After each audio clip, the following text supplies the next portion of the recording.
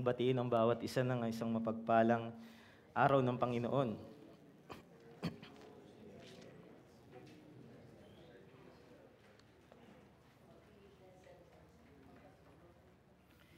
Ngayon po ay ang unang Lord's Day ng taon na ito. Ito po ay bagong taon, 2025. At marahil pamilyar kayo sa mga tinatawag na New Year's resolution. At alam niyo po ba, ang number 1 at pinaka-dominant na New Year's resolution,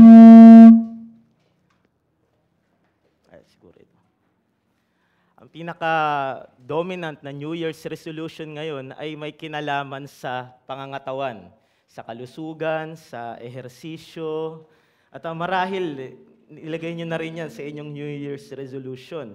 So, ehersisyo para sa kalusugan at maayos na pangangatawan, yan ang number 1. At kung mapapansin nyo, yung mga may ganyang resolution, meron na silang talaan ng kanilang workout program. Meron na silang talaan ng kanilang mga kakainin, ng kanilang schedule, at nakabili na sila marahil ng kanilang starter pack. Yung sapatos, damit, mga supplements, at naging member na ng isang gym. Now, ang mga ito, mga kapatid, na ating binanggit, ay nangangailangan po ng determinasyon at aksyon at nasundin ang lahat ng nasa kanilang listahan o talaan at gamitin yung mga equipment at mga kagamitan na kanilang binili para masagawa at matupad nila yung kanilang resolution. Alam niyo po, maraming nabigo sa New Year's resolution na ito at February pa lamang ay kumakain na ng kung ano-ano. Maraming nabigo dito sa ilang kadahilanan. Una, kakulangan ng kaalaman sa gagawin. Hindi niya alam kung ano yung gagawin niya doon sa gym o sa kanyang diet. Pangalawa, maling motibasyon. Marahil pumunta siya sa gym dahil nandun yung kanyang kung sino man o nandun siya dahil sa mga kaibigan. Pangatlo, kawalan ng dedikasyon sa tinakdang layunin. Ngunit sa mga nagtuloy, sa mga consistent po na sinundan yung talaan ng kanilang workout, yung kanilang diet, dinisiplina ito, alam natin na merong benepisyo ito. Merong magandang resulta at marahil bago pa matapos yung 2025, nakita na nila yung improvement sa kanilang kalusugan, sa kanilang pangangatawan. Bakit ko po ginamit ito? Dahil tila ganito ang nagiging sitwasyon ng mga kausap ni Pedro. Matapos nilang tanggapin yung dakilang pagpapala mula sa Diyos, sa parte ng pag-aaral natin ngayon, tinatawag na sila na kumilos. Oras na para kumilos tungo sa pagpapaganda at pagpapalakas ng katawan. Now, ano yung katawan na sinasabi ko dito? Hindi ito physical o individual na katawan, kundi bilang iisang katawan ng Panginoong Hesukristo. Bagamat hindi po madali sapagkat sila ay nasa gitna ng kapigatian at ilang sermon na nating binanggit yung kanilang sitwasyon, nasa gitna sila ng pagsubok at pagtalikod ng kanilang sosyedad. Ngunit may katiyakan na sila ay magtatagumpay dahil sa Ebanghelyo. Kaya ang panawagan po sa kabanalan ni Pedro, yung nakaraang pag-aaral natin, ay kanyang sinusugan na ito ay mas maging makatotohanan at mas maging at ito'y mapakita sa kanilang debosyon sa bawat isa na binungan ng Ebanghelyo at sa kanilang pagtindig sa talaan ng kanilang pagpapala at direksyon, at yan ay ang salita ng Diyos. Ito po yung pagkilos kung saan sila ay tinatawag at tinahamon ni Apostol Pedro. Kaya ito rin po yung ating layunin sa umagang ito. At nawa ito yung ating maging resolution sa bawat Lord's Day ng bagong taon na ito upang mas lumalim ang ating pagkaunawa sa Ebanghelyo. Na ating maging pangunahing pagtingin sa mga Lord's Day na darating ay lumalim ang ating pagkaunawa sa Ebanghelyo upang lalo pang umigting ang ating pag-iibigan sa isa't isa. Hayaan niyo pong basahin ko yung 1 Peter 22, yung binasa kanina Deacon Zion. Ang ating pag-aaralan ay 1 Peter chapter 1 verse 22 hanggang chapter 2 verse 3. Babasahin ko po muna yung unang 2 verse. Ngayong nilinis na ninyo ang inyong mga kaluluwa sa pamamagitan ng inyong pagsunod sa katotohanan, kaya't kayo'y may tunay na pag-ibig sa isa't isa, mag-ibigan kayo sa isa't isa ng buong alab mula sa dalisay na puso. Verse 23, dahil ipinanganak na kayong muli, hindi ng binhing nasisira, kundi ng walang kasiraan sa pamamagitan ng buhay at nananatiling salita ng Diyos. Now, pansinin muna natin, ano ba yung tinutukoy dito ni Pedro? Ang sabi niya, nilinis na ninyo ang inyong mga kaluluwa sa pamamagitan ng pagsunod sa katotohanan. Nilinis ninyo, ibig sabihin, ang nangangahulugan ba ito ng salvation by works? Hindi. Malinaw po ito kung babalikan natin sa mga unang pag-aaral, doon sa verse 2, ang sabi doon, pinili at itinalaga ng Diyos Ama at ginawang banal ng Espiritu. Nakikita nyo dito yung foundational cause. Ito yung pagtatalaga, pagpili ng Ama, at ang pagginawang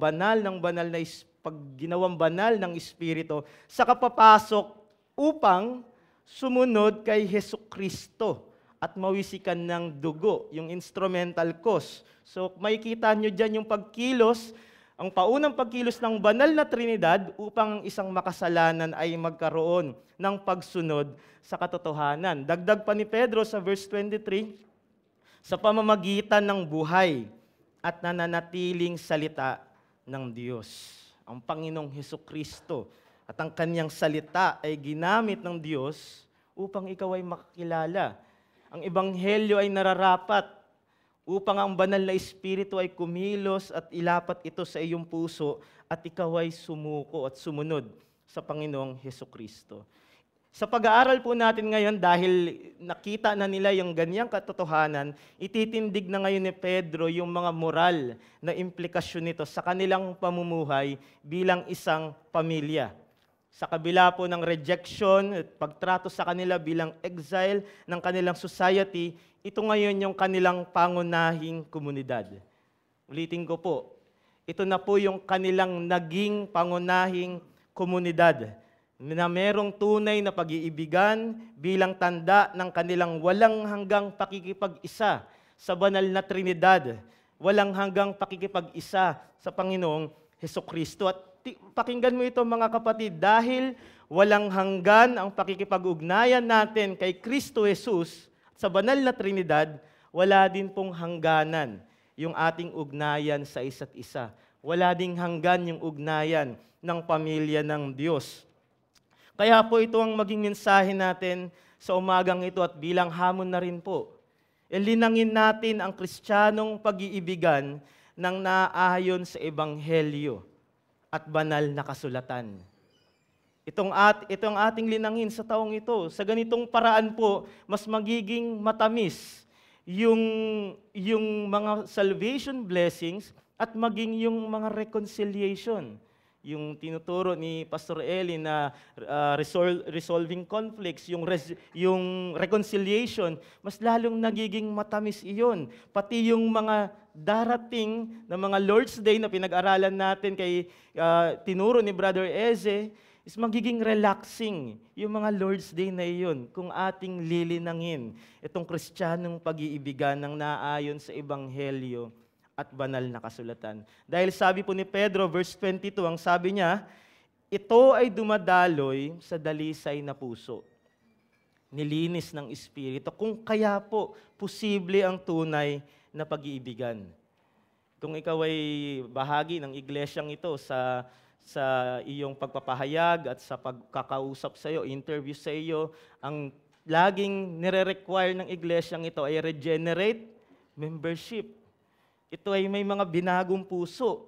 At kung pangunahin yun sa pagtingin sa isang papasok sa iglesyang ito, yun ay pagpapala sa loob ng church. Dahil yun ang kinakailangan upang maging dalisay ang pag-iibigan. Isa pa sa gustong idiin po dito ni Pedro ay ang pagkakaiba ng pansamantala at pangwalang hanggan. Pansamantala ang yaman sa mundo, pansamantala ang karangyaan na meron sa kanilang paligid, sa Roma. Pansamantala din po yung kanilang kapighatian. Pero ang sinasabi dito ni Pedro, hanggang simula doon sa mga pag-aaral natin sa unang verse, Yung pagkilos ng banal na Trinidad, yung kanyang eternal na pagtatakda, pagtutubos, pagbabanal sa atin, yung mga bagay na yon ay walang hanggan.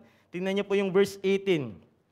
Tinubos tayo sa pamamagitan ng mga bagay na hindi nasisira, tulad ng pilak o ginto, kundi ng mahalagang dugo ni Kristo. Pati po yung mga manang pinag-aralan natin nakaraan, sa darating na kaluwalhatian, ang mga manang yon ay hindi nasisira. Ang sabi sa verse 4, ito ay isang manang hindi nasisira, walang dungis, at hindi kumukupas. At pinag-aralan din po natin ng mga bagay na yon, yung mga walang hanggang bagay na yon, ay merong pangkasalukuyang expression o patikim. Ito yung huling pinag-aralan natin sa verse 3 na tumutukoy sa ating muling kapanganakan, yung new birth. Ito ay pagpapala po na pangwalang hanggan na pinasinayaan sa iyo ng banal na Espiritu. At sa verse 23, dito sa ating teksto, ay ang salita ng Diyos, kung saan ipinapakita na ito ay walang hanggan.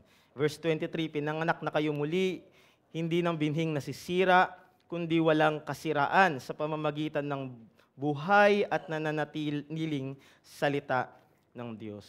Gusto ko lang ipunto mga kapatid, dahil ang Kristiyanong pamumuhay, simula nung pinag-aralan natin itong 1 Peter sa verse 1 onwards, ang Kristiyanong pamumuhay ay napapaligiran o nababalot ng mga eternal na pagpapala.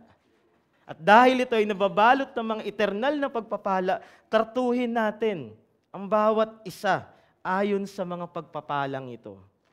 Paano po? Meron lamang tayong 2 punto sa umagang ito. Ito ay ang pagtingin sa pamilya ng Diyos bilang pangunahing komunidad. At pangalawa, ito po ay pagtrato sa salita ng Diyos bilang pangunahing pamantayan. Una po, ang pamilya ng Diyos bilang pangunahing komunidad. Muli, basahin ko yung verse 23. Ipinanganak na kayong muli, hindi ng binhing nasisira, kundi ng walang kasiraan, sa pamamagitan ng buhay at nananatiling salita ng Diyos. Now, in normal language, yung birth implies family. Tama po ba? Kapag ikaw ay pinanganak, tiyak yun ay merong pamilya. At alam niyo po, kagalakan sa atin yan. Kagalakan at malaking pagpapala ang mga panlupang pamilya. Ito ay ating pahalagahan. Ang Panginoong Hesukristo ay ginalang ang kanyang pamilya. Kaya tayo rin ay pahalagahan natin at mahalin ang mga ito sapagkat sila ay biyaya ng Diyos. Maraming naka-focus sa church na nineneglect ang kanilang mga pamilya. Hindi ganyan ang ituturo dito sa atin ni Pedro. Mahalaga at malaking pagpapala ang ating mga pamilya. Pero, ito po ay mayroong higit na kahulugan at mas mataas at mas mahalagang pagtuturo sa atin. Yung mga pamilyang ating nararanasan ay tinuturo tayo o nag-hint sa atin yun, maging sa mga unbelievers, na mayroong pamilyang pangwalang hanggan. At kasama ito sa patikim, sa expression, sa foretaste nung kaluwalhatiang darating, bukod sa iyong muling kapanganakan, ay mayroong pamilyang pangwalang hanggan. At alam niyo po, para mapabilang o makapasok sa pamilyang ito, kagaya ng ating mga napag-aralan, ito ay sa pamamagitan ng pakikipag-isa sa Panginoong Hesukristo. Kaya't ako po ay nananawagan din sa mga hindi pa sumasampalataya. Hindi po ticket o parang pass na ikaw ay nasa pamilyang Kristiyano na automatic ay ikaw ay nasa pamilya ng Diyos. Hindi, kaya laging ina-announce ito sa ating call to worship, na nawa ang pagpunta mo dito at ang iyong pakikinig sa salita ng Panginoon na hindi dahil ikaw ay napipilitan, dahil ikaw ay anak ng mga mananampalataya. Hindi ito ang paraan para maging kabahagi sa pamilya ng Diyos. Ito'y sa pamamagitan ng pananampalataya kay Kristo. Sa Matthew 12 po, kung makikita nyo doon, habang nangangaral patungkol sa kaharian ng Diyos ang ating Panginoong Hesukristo, may nagsabi po sa kanya, matapos siyang magpagaling, matapos niyang i-pronounce yung judgment sa mga Pharisees, may nagsabi sa kanya na ang kanyang mga ang kanyang nanay at ang kanyang mga kapatid ay nasa labas at nais siyang makausap. Ang ginawa ng Panginoong Hesus ay iniunat niya ang kanyang mga kamay sa kanyang mga alagad at sinabing, ito ang aking ina. Ito ang aking mga kapatid. Now, hindi po nais na insultuhin ni Kristo ang kanyang lupang pamilya. Hindi niya nais na hiyain si Maria at ang kanyang mga kapatid. Kundi ang sinasabi po, ang sinasalungat ng Panginoong Hesukristo ay ang maling kaisipan ng maraming Hudyo na ang pagiging kabilang sa kaharian o pamilya ng Diyos ay sa pamamagitan ng kanilang pagiging pisikal na angkan ni Abraham. At dagdag pa ni Jesus, ang gumagawa ng kalooban ng aking ama ay sila, ang aking ina, ang aking mga kapatid. Again, hindi po yan by works. Kundi ito ang aksyon ng mga ipinanganak na magmuli. Anong sabi ni Juan sa kanyang sulat sa 1 John, mga munti at minamahal kong anak. Ang kausap niya ay ang mga taong ipinanganak na magmuli. Sila ay may konsepto at may kamalayan sa pamilyang pangwalang hanggan na dinulot at nilikha ng Ebanghelyo. Now, dahil po sa makalangit at hindi nasisirang likas ng pamilya ng Diyos na ating mga nabanggit, sagana ang dalisay na pag-iibigan sa bawat isa. Kahit maniwala po kayo na kahit mayroong nananatiling korupsyon, kahit may mga imperfection, ang mga mananampalataya ay dadaloy at magiging sagana ang pag-iibigan dahil doon sa pagpapalang tinanggap natin at pakikipag-isa sa Panginoong Hesukristo. Sabi ni Pedro, kung kaya't may tunay na pag-ibig sa isa't isa, mag-ibigan kayo sa isa't isa ng buong alab mula sa dalisay na puso. Now, bakit po kaya sagana? Bakit kaya sagana at kumpiyansa si Pedro na totoo ito? Bakit sagana? Dahil malaya ka na sa pangaalipin ng kasalanan. At isa po sa ginawa ng pangaalipin ng kasalanan sa iyo ay ang iyong makasariling pag-ibig. Pinalaya ka na ng Diyos sa pangaalipin ng kasalanan na nagbunga sa iyo ng makasariling pag-ibig. Ikaw, iyon ang larawan ng anak ng puot, na ang laging iniibig ay ang kanyang sarili, nang laging inuuna ay ang kanyang sarili. Pero nung sabi po sa chapter 2, verse 10, ang sabi ni Pedro, noon ay hindi kayo bayan, ngunit ngayoy bayan kayo ng Diyos. Noon ay hindi kayo tumanggap ng habag, ngunit ngayoy tumanggap kayo ng habag. So nung dati ikaw ay alipin ng kasalanan, ikaw ay nababalot ng pag-ibig sa sarili. Pero nung ikaw ngayon ay tumanggap ng biyaya, bayan ng Diyos, nakaalis ka na sa pangaalipin na yon, malaya ka na ngayon mahalin.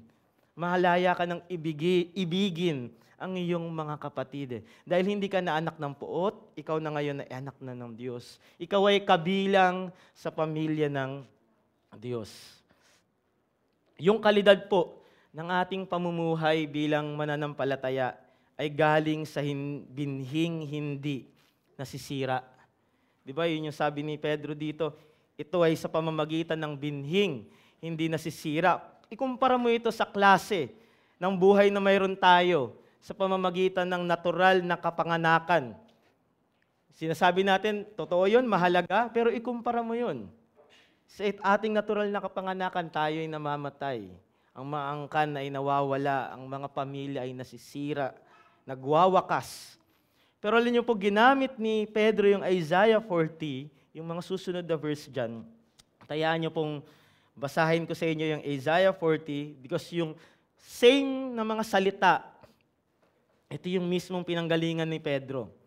Sa Isaiah 40, ito ay pananalita ng pag-asa.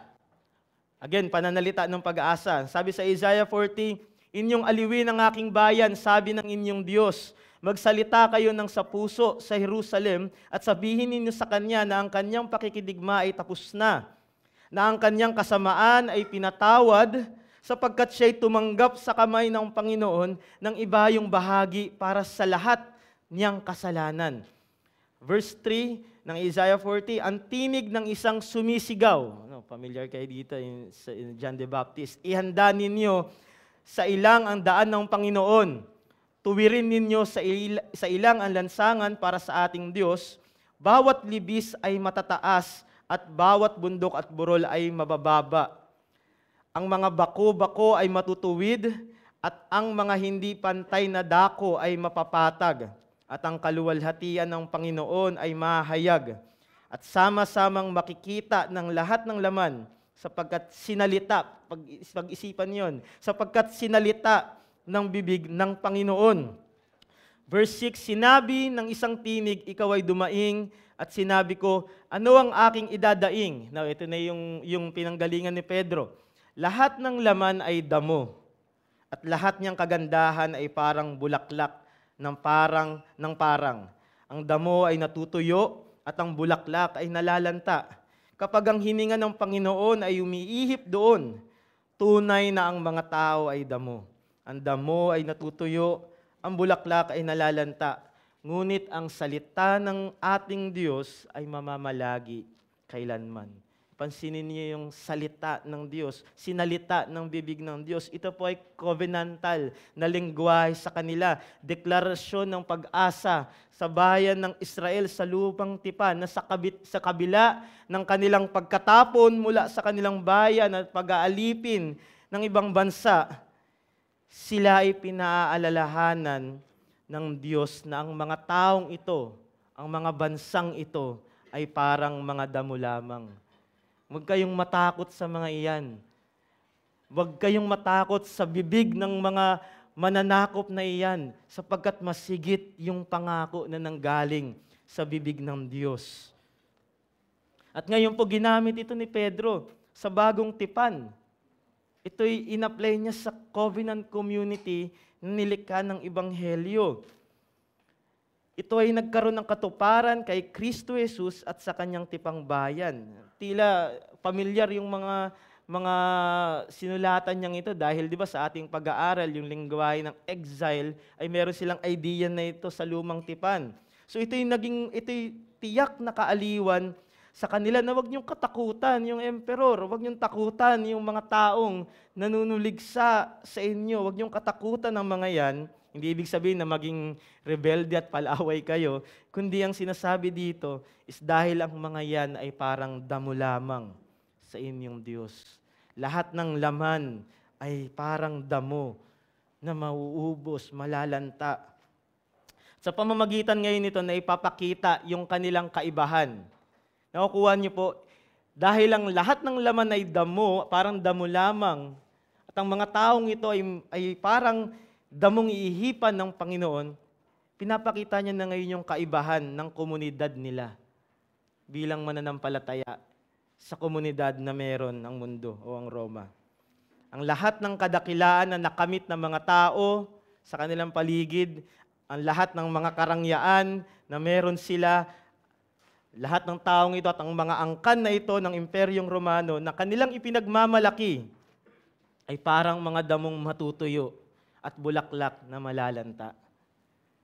Pero kaya ginamit ni Pedro yon dahil gusto niyang sabihin sa kanila na merong mga tao at merong angkan na nilikha at pinagbuklod ng Ebanghelyo na hindi masisira.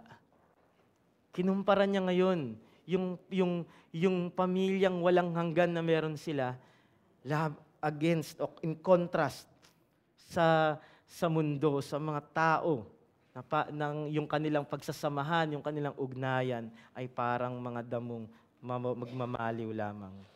At ang katiyakan po nito mga kapatid ay sa kadahilan ng ang Diyos ang nagsalita at kanyang tinupad sa Panginoong Hesukristo.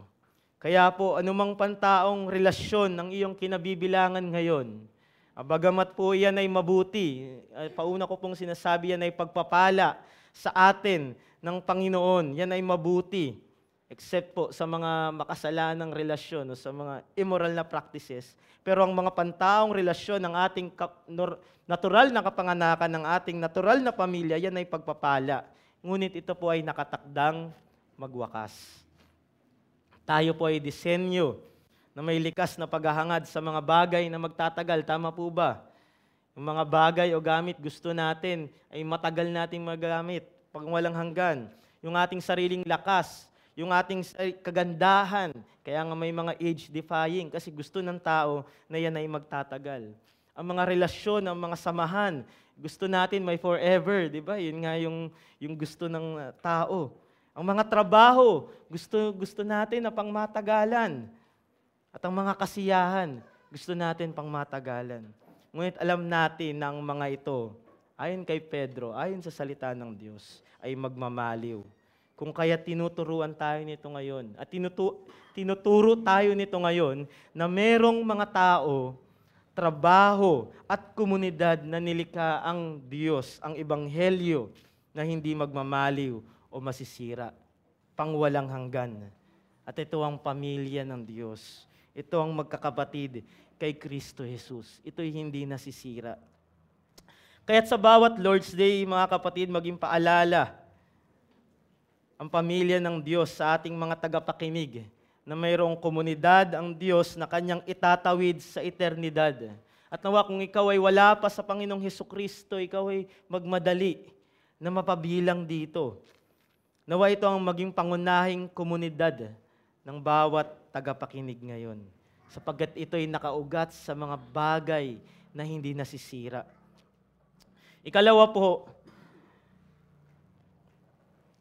ang salita ng Diyos bilang pangunahing pamantayan.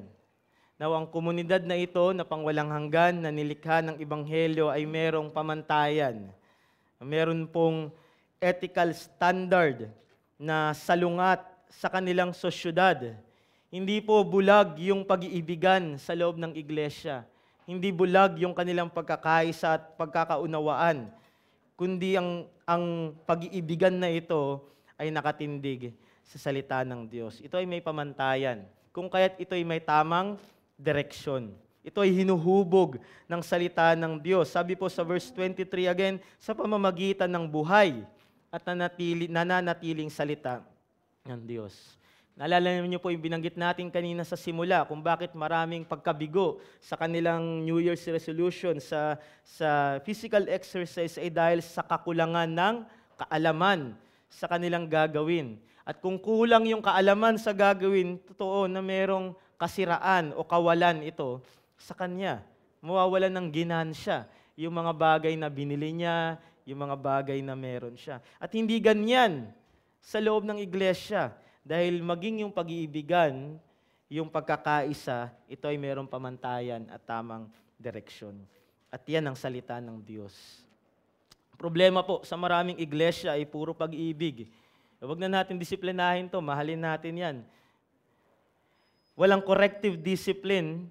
At kung magdisiplina man, hindi ayon sa salita ng Panginoon. Nag-aalaga ng kasalanan sa ngalan ng pag-ibig. May mataas po na importansya yung salita ng Panginoon pagdating sa ating communion sa Diyos at sa bawat isa. Ang sabi po sa Hebrews chapter 4 verse 12, ang salita ay buhay at aktibo. At kung ang salita ay buhay at aktibo at yan ang pamantayan ng ating pagkakaisa at pag-iibigan, tiyak ang pag-ibig ay dapat buhay at aktibo din. Hindi ito passive. Ang pag-ibig ay aktibong pag-ibig. Kung kaya't ito'y nagiging dalisay at mabisa. Kapag passive ang pag-ibig, ituring mo ito na parang stagnant water. Ang stagnant water ay pugad ng dengue. Pag ganun kapasive ang mga mananampalataya. Pero ang pag-ibig na tinutukoy ni Pedro dito ay dalisay. Dahil ang salita ng Diyos ay buhay at aktibo. Bakit po kailangan babad sa salita at aktibo ang pag-ibig ng mga mananampalataya? Dahil mayroong banta. At doon tayo, tingnan niyo po yung chapter 2 verse 1. Matapos banggitin ni Pedro yung pangunahing pamilya na meron sila, merong mga banta. Ang sabi sa verse 1, iwaksinin niyo ang lahat ng kasamaan, pandaraya, pagkukunwari, inggitan, at lahat ng paninirang puri.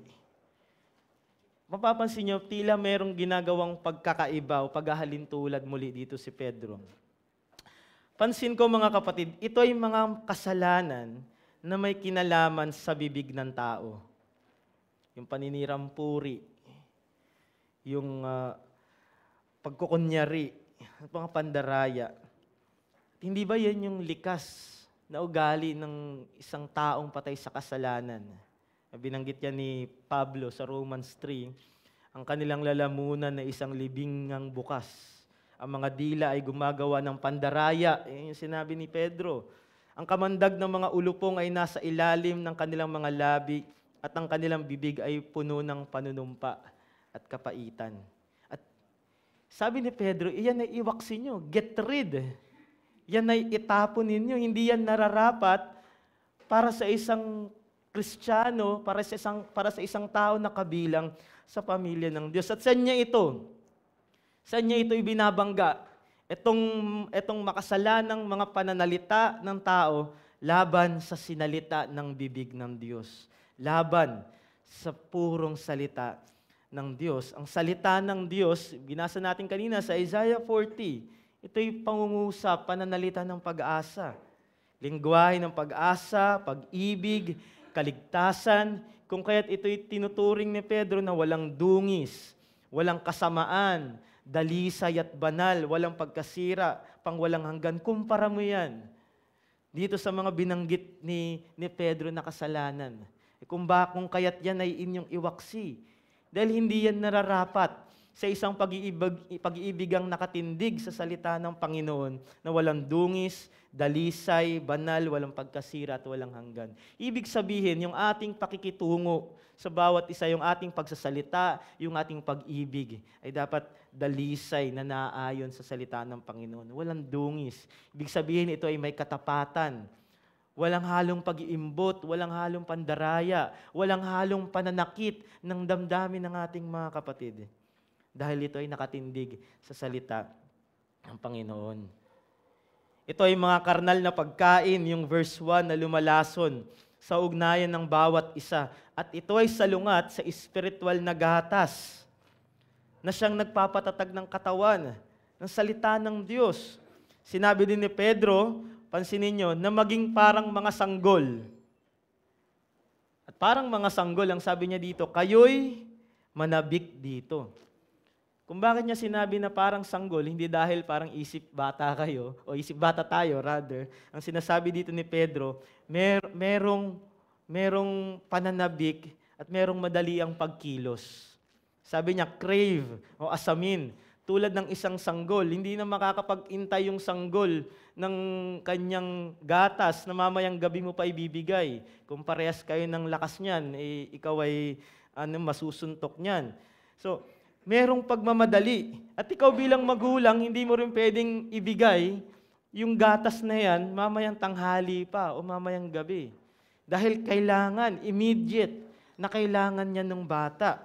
So sinasabi dito ni Pedro, kayo'y magmadali, kagaya ng mga sanggol na yun, dahil yan ay higit na kailangan ng bawat mananampalataya dahil nakaabang yung kasalanan. Dahil dun sa verse 1, nakaabang ang kasalanan. At alang-alang dun sa mga unang pinag-aralan natin, dahil kayo ay disenyo na lumago sa kabanalan. Now, linawin po natin, sinabi dito ni Pedro, hindi ito para sa mga bagong convert lamang o sa bagong naging mananampalataya. Ito po ay sa lahat ng mananampalataya, bago man matagal upang lumago sa kabanalan. Ang purong, ang dalisay na gatas, ang spiritual na gatas ng mga pagpapala ng Diyos ay dapat mong asamin. Kasama po dyan yung mga pamamaraan ng biyaya. Kasama po dyan yung Lord's Day. Pangalawa, bilang paglilinaw, hindi rin po ito na parang stoic na moralist. Sa kanila, alam niyo po ba, may mabigat din silang pagpapahalaga sa komunidad, ang bayan ng Roma. Mahalaga sa kanila yung brotherly love. Kaya nga, isa sa pangunahing lungsod sa kanila ay tinatawag na Philadelphia. Philadelphia, no? Ito ay galing sa pag-ibig, salitang pag-ibig, brotherly love. Sila ay merong mabigat na honor para dyan. Pero ang pinagkaiba, yung pag-ibig po na yon ay self-sufficient.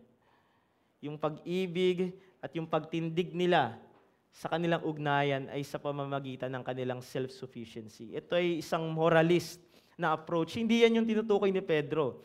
Yung pag-ibig natin, yung pangunahing komunidad natin, dun sa unang punto, ito ay nakatindig sa biyaya ng Diyos, sa salita ng Diyos. Ang saganang pag-iibigan sa pamilya ng Diyos ay kasabay ng kasaganahan sa paglago sa salita ng Diyos. Kung puro pag-ibig at walang salita, ayan ay antinomianism. Kung puro salita at walang pag-ibig, yan ay legalism. Ang sinasabi natin dito, ang pinupunto ni Pedro, ang saganang pag-iibigan sa pamilya ng Diyos bilang pangunahing komunidad, kasabay ang kasaganahan sa paglago sa salita ng Diyos. Hindi yan magkahiwalay. Yan ang ginagamit ng banal na Espiritu sa kanyang iglesia. Kaya maging yung forgiveness, yung reconciliation, ay dapat po nasa liwanag ng Scripture. Yung ating pag-observe ng Lord's Day, ayon sa liwanag ng Scripture. Hindi yun nakadepende sa iyo. Yung forgiveness, reconciliation, hindi yun nakadepende sa iyo. Na kung kailan mo gusto magpatawad, yung Lord's Day at mga means of grace, hindi yan nakadepende sa iyo. Na gusto ko ihiwalay yung sarili ko dahil problemado ako ngayon, feeling ko hindi ako karapat-dapat. Di muna ako maglo-Lord's Day ngayon, mabigat ng aking nararamdaman. Hindi yan nakadepende sa iyo. Ang pag-observe ng mga bagay na ito, ang hamon nito ay nakatindig sa salita ng Panginoon. Hindi ito nakatindig sa ating self-sufficiency. Kung wala ang salita, lalabas na tayo ay autonomous. Self-law, ang tao. Kalooban niya masusunod. Pero nung sabi ni Jesus kanina, doon sa Matthew 12, na sinight natin kanina, ito ang mga kanyang kapatid ay ang gumagawa ng kalooban ng Ama. Hindi ng sariling kalooban. Dito nauugat ang mga kasalanang binanggit ni Pedro sa pagiging makasarili at pag-ibig sa sarili o self-law. Ito ang kinahulugan ni Adan na nabigong mahalin ng kanyang pamilya. Siya ay naging makasarili at nilapastangan ang salita ng kanyang manlilikha.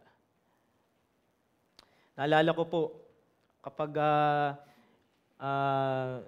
may isang anak na sasabihin sa kanyang kapatid, magugas ka na ng pinggan o gawin mo ito. Hindi makikinig yun kasi yung kapatid niya yung nagsasabi. Pero pag sabi ni tatay, sigurado yun ay susunod. Pag sinabi ng iyong ama na gawin mo yan, tiyak ang iyong pagsunod. At tila parang ganun yung ginagawa ng marami is merong self-law ang nagsasabi o nagdidikta ng kanilang pag-ibig, pamumuhay ay yung kanilang sarili. Hindi yun. Dahil ang pamantayan ay ang sinabi ng ating Ama na ayon sa kanyang kasulatan, ayon sa kanyang salita. Yun ang kinahulugan ni Adan. Ang pinakinggan niya yung sinabi ng ahas at hindi yung sinabi ng kanyang manlilika. At alam niyo po, mas mabigat at mas mahalaga sa atin ito ngayon, mga kapatid. Kung bakit kailangan natin yung Scripture o yung salita ng Diyos, hindi lamang simpleng nilikha ang larawan natin ngayon. Kailangan natin ng salita ng Diyos, hindi simpleng nilikha, hindi ito simpleng basic instruction before leaving earth. Di ba? Yung naririnig niyo yung acronym na yun. Ito ay tila parang moralistic na approach. Na kailangan mo lang ito na parang instruction. Kailangan natin ng salita ng Panginoon, hindi simpleng nilikha, kundi bilang mga makasalanan. Bilang may mga remaining corruption. Kailangan ito ng isang nilikha na nahulog sa kasalanan dahil meron siyang kahatulan at kamatayang haharapin. Pero masigit ito sa atin, sa pamilya ng Diyos, dahil ikaw ay isang makasalanan, ngunit pinatawad ng Diyos. Yung paghugot ni Pedro sa analogy ng isang sanggol na nangangailangan ng pagpapalang ito ay nagmumula sa bagong buhay, bagong kapanganakan na nilikha ng Diyos. Asamin mo yung pagpapalang ito, yung mga pamamaraan ng biyaya, ang salita ng Diyos, hindi simpleng nilikha, Hindi kundi bilang nilikha at makasalanan na nahulog na hatulan na, ngunit nakaranas ng pagpapatawad mula sa Diyos. Kaya nung sabi niya po sa verse 3, dahil na, kung if indeed natikman niyo ang kabutihan ng Diyos. Ito yung binasa kanina ni Deacon Zion sa Psalm. Come and taste and see that the Lord is good. Tingnan niyo na ang Diyos ay mabuti. At ito ay naranasan mo ngayon sa bagong tipan na ito, na lumika ng bagong pamilya para sa iyo. Si Adan po ay sumalungat sa salita ng Diyos at pinabayaan ang kanyang asawa. Ang Israel ay nagmatigas sa salita ng Diyos at nangalunya sa mga Diyos-Diyosan. Pero ang Panginoong Hesus ay lumago sa karunungan ng salita. Gusto ko lang po bigyan ng Christological focus itong pag-aaral natin ngayon. Si Kristo ay nagkaroon ng malalim na kamalayan sa kanyang pagdurusa at kaluwalhatian at kagalakan kasama ang kanyang pangwalang hanggang pamilya dahil sa kanyang pag-ibig sa kasulatan. Naging tapat ang Panginoong Hesus sa salita ng Diyos.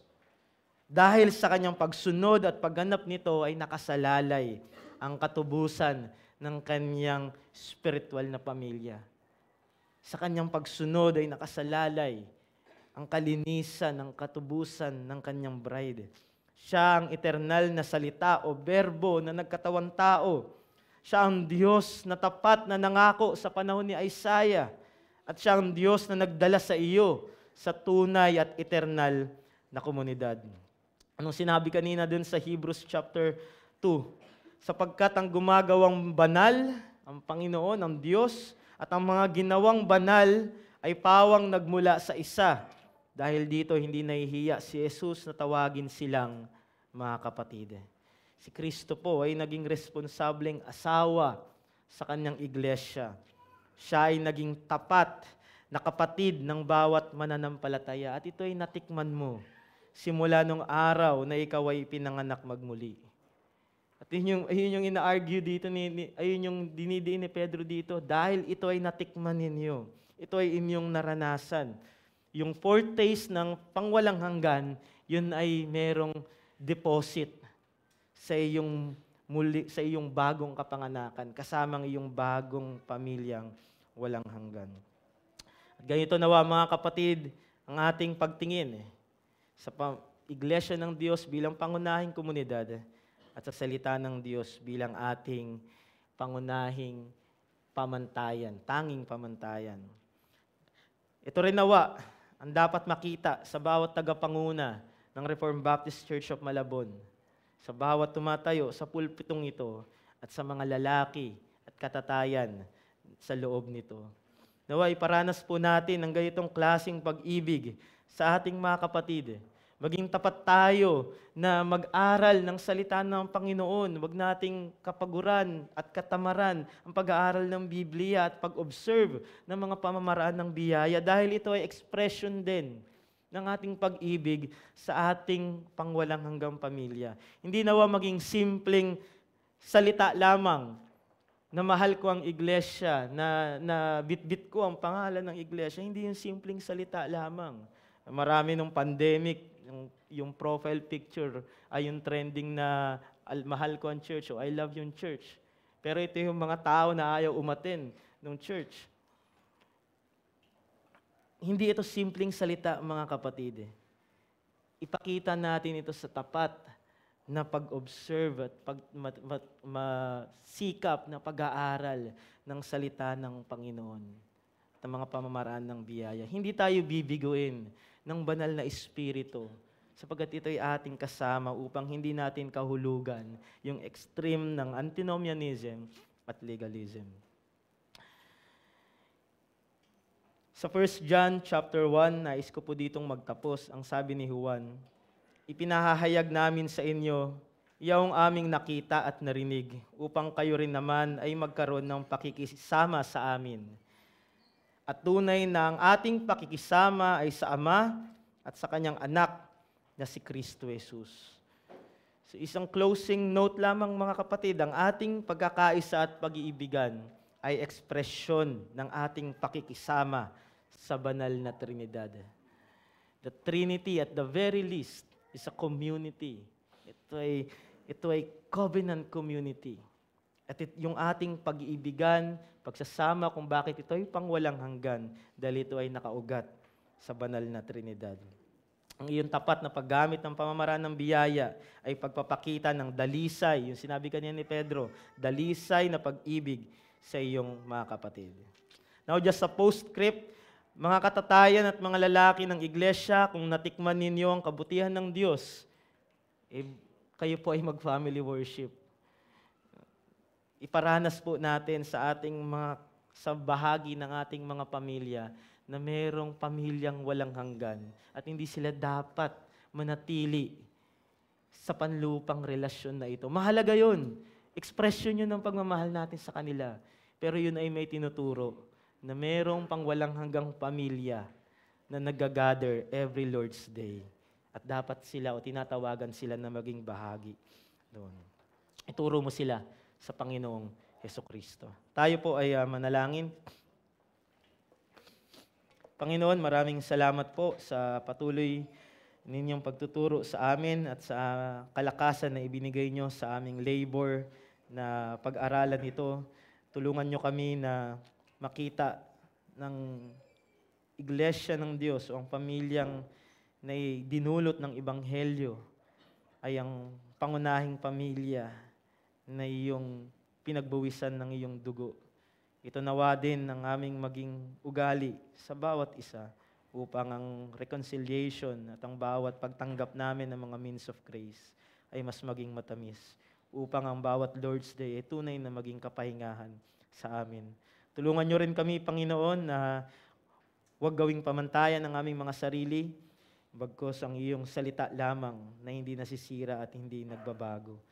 At sa lahat ng ito, Panginoon, ay inaamin namin na kami nagkukulang. Ngunit salamat dahil sinalita ng bibig ng Diyos na merong kapatawaran at merong katagumpayan dahil sa natapos na gawa ng Panginoong Hesukristo. Mas lalong nagiging matamis at nagiging exciting ang aming Kristiyanong pamumuhay dahil sa aming Kristiyanong pamilya sa kabilaman ng aming mga remaining corruption.